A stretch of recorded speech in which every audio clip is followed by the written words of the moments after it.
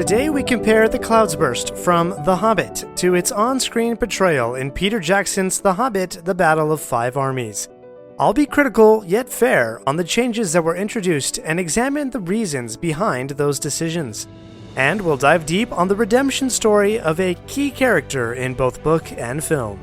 This is episode 119 of Lore of the Rings, and I'm Aaron, your host and fellow wanderer. As always, if you're enjoying the show, I kindly invite you to take a moment to leave a rating and review. If you're finding our wandering of Middle-earth enchanting, consider sharing the podcast with a friend who shares your passion. Also, if you haven't already, be sure to hit that subscribe or follow button while you're here.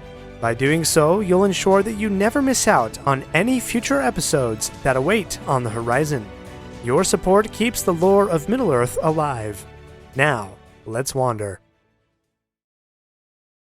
We finally begin the titular Battle of Five Armies around the 1 hour and 16-minute mark in the extended edition of the film.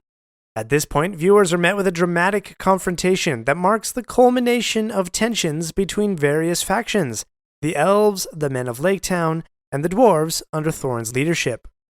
While the film does retain some of the core elements of the scene, let's explore several notable differences from the book.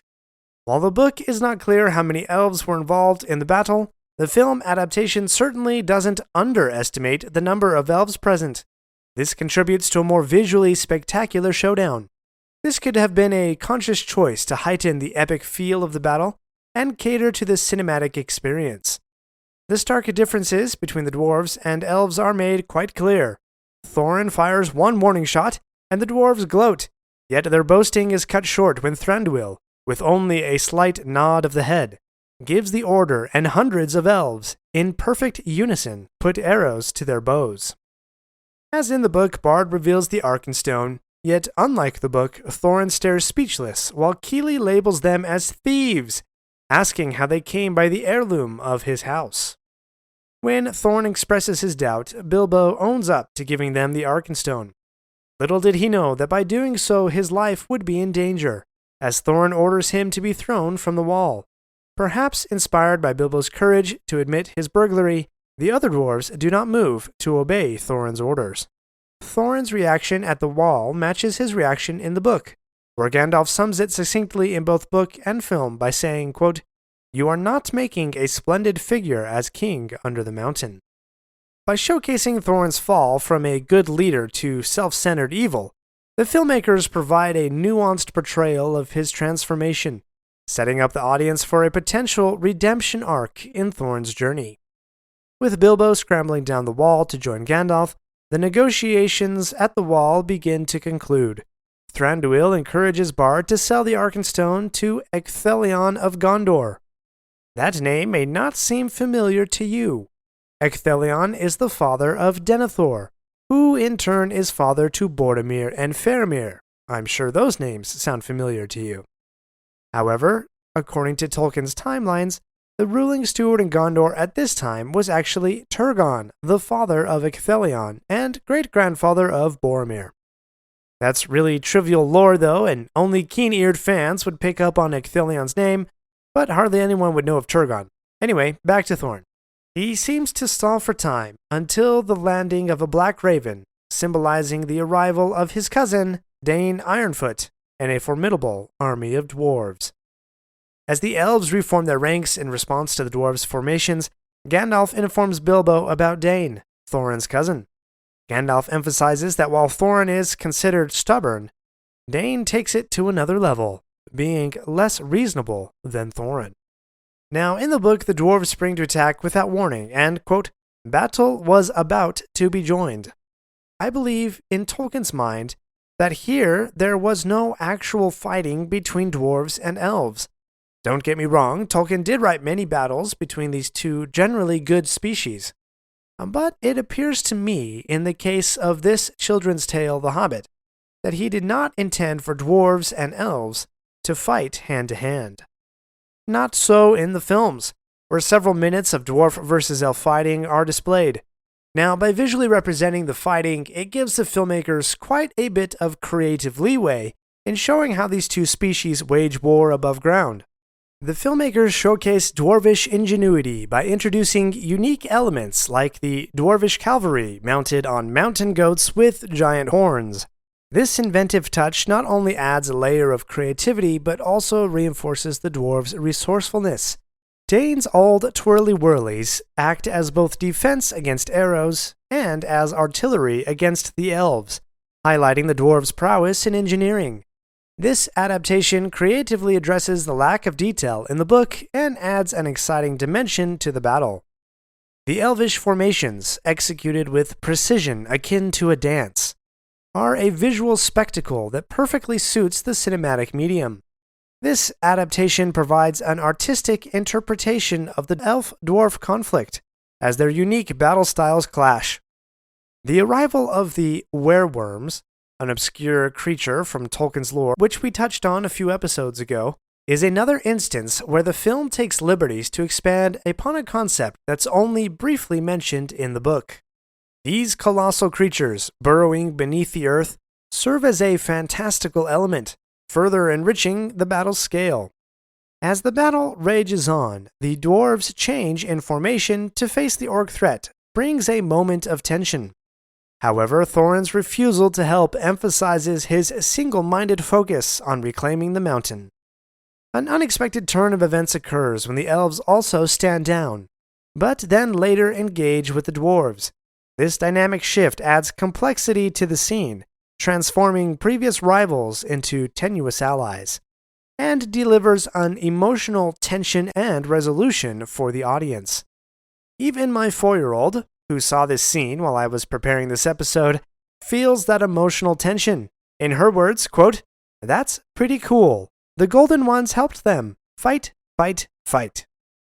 Even Bilbo joins in the fight, standing alongside Gandalf with his sword drawn, in stark contrast to the book, where he put on the ring early in the battle and essentially hardly participated at all. Yet, amidst the battle's grandeur, we must address certain elements that warrant critique. The inclusion of the character Alfred, known for his cowardice and mistreatment of others, stands out as a puzzling addition. This character's presence seems to serve little purpose other than to attempt to add comic relief, yet his actions often feel out of place in the gravity of the situation.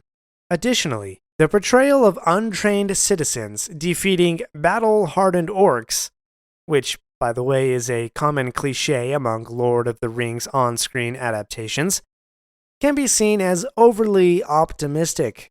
The luck that Bard's son experiences during the battle raises questions about the believability of these moments in a gritty conflict. Finally, the heroic shots of Thranduil, Bard, and Dane dispatching orcs without a scratch, while possibly seen as moments of cinematic bravado, detract from the reality of war's dangers. Before my last critique of this adaptation, let me quickly remind you to subscribe or follow the show wherever you listen to podcasts, and share this episode with a friend as well. We'll be back in a moment. We're not done yet. If you like this episode, please leave a review and share with your friends. And remember to subscribe if you haven't already. We'll be right back. Do you ever find yourself thinking about who would win in a fight between Goku and Superman?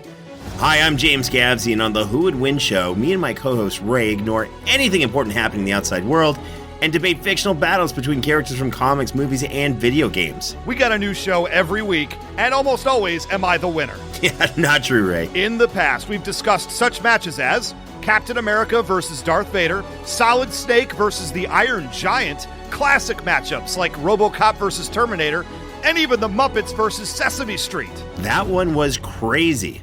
So if you're a fan of geek culture and love a spirited debate, check out the Who Would Win show wherever you get your podcasts, or check us out at whowouldwinshow.com.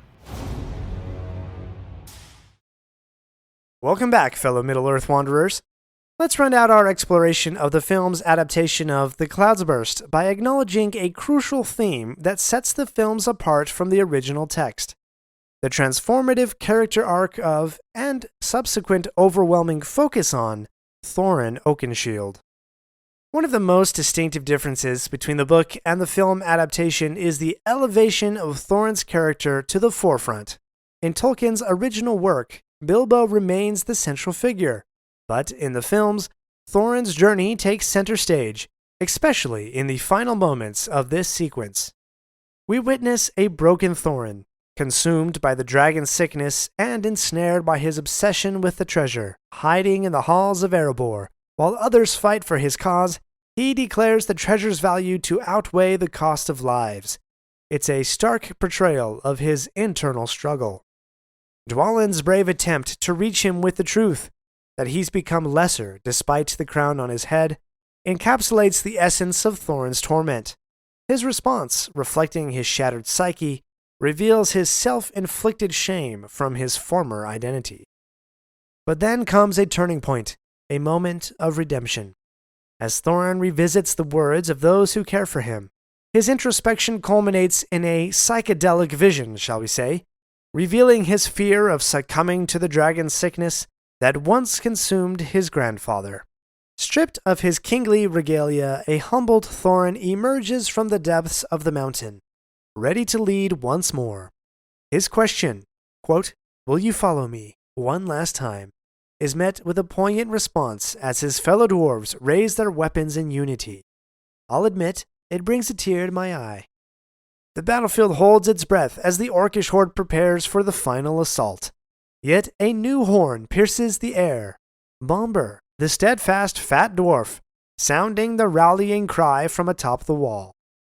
Thorin's companions rally around him, united by their loyalty and determination. With each step, the kingly vestiges he once coveted are replaced by a determination to protect his people and rectify his mistakes. The dwarves rally around their king, whether he has the Arkenstone or not. The ensuing battle is characterized by the unconventional yet effective tactics of Thorin's company, a testament to their camaraderie and the unique bond they share, as well as providing some slapstick comedic relief. Rather ludicrous, but par the course for this film trilogy. Their efforts are complemented by the rallying of all forces of good, from the dwarves to the people of Dale. Yet amidst this triumphant spectacle, there's an inexplicable inclusion. Once again, the character of Alfred, embodying cowardice and lame comic relief. As the battle crescendos, Thorin and his comrades charge towards Azog, standing tall on Raven Hill. This culmination of Thorin's transformation from a king blinded by greed to a leader who unites his people is the embodiment of his redemption. And with that pivotal moment, about 1 hour and 42 minutes into the film, we conclude our exploration of The Cloud's Burst. The adaptation, while deviating from the original text, brings Thorin's journey to the forefront, allowing us to witness his fall and ultimate redemption. Until next time, may the stories of Middle-earth continue to enchant and inspire you. Join me in the next episode, where we will dive into the nearly last chapter of J.R.R. Tolkien's The Hobbit. Thanks for wandering Middle-earth with me today.